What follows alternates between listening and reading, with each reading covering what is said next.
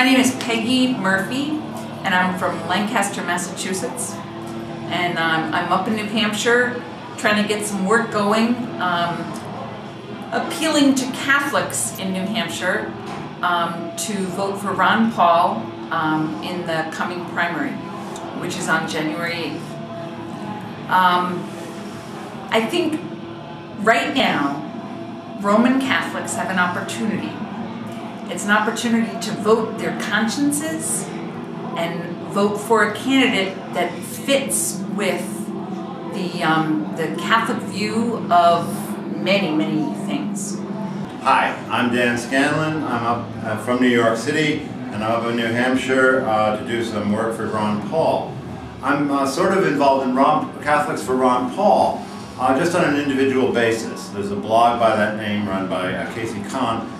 But what we've been doing is distributing flyers explaining Ron Paul's position on pro-life issues, pro-peace issues, and appealing to Catholics to vote their conscience this year for Ron Paul. Like so much of the Ron Paul campaign, is an individual effort, has no connection with the official campaign, but is part of our own initiative to speak the truth, which has been blocked out by both the media and intermediaries who wish to, broker the information that Catholics receive. Neocons such as Richard John Newhouse, George Weigel, and Michael Novak, who have enormous power and influence, and we're trying to offset their distortions and their lies. Ron Paul is the only candidate that we have that is for freedom and for life and for peace. The Roman Catholic Church has a tradition now of advocating policies that that bring about peace.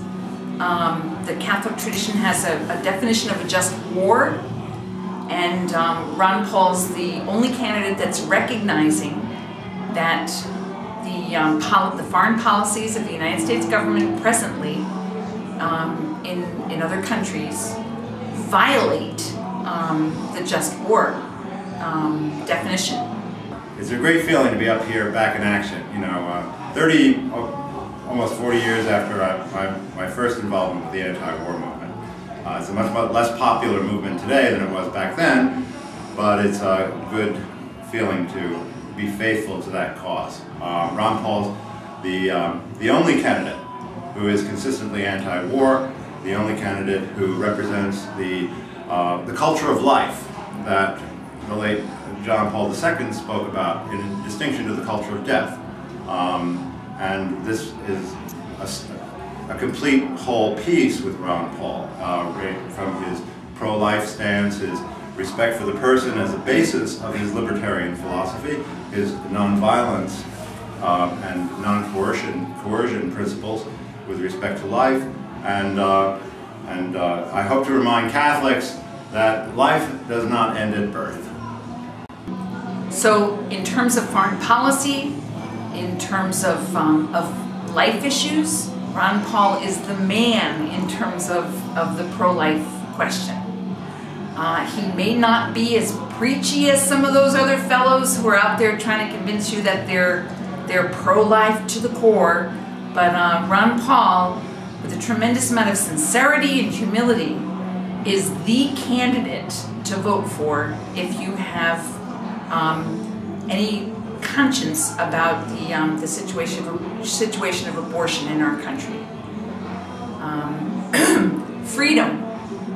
The church is an advocate of individual personal freedom, and certainly Ron Paul's the only candidate that has shown by his record in Congress that time and time again he has voted for the freedom of the individual person in the United States. Ron Paul is for life, freedom, and peace. So if you want to get involved in Ron Paul, you can begin by yourself. Anyone, anywhere in the country, anytime, can go to CatholicsForRonPaul.com, download a flyer, find a parish near you, and distribute it. Ron Paul's giving us an opportunity as Roman Catholics to vote our conscience this election. So get on board, get involved, learn about Ron Paul. It's going to be great.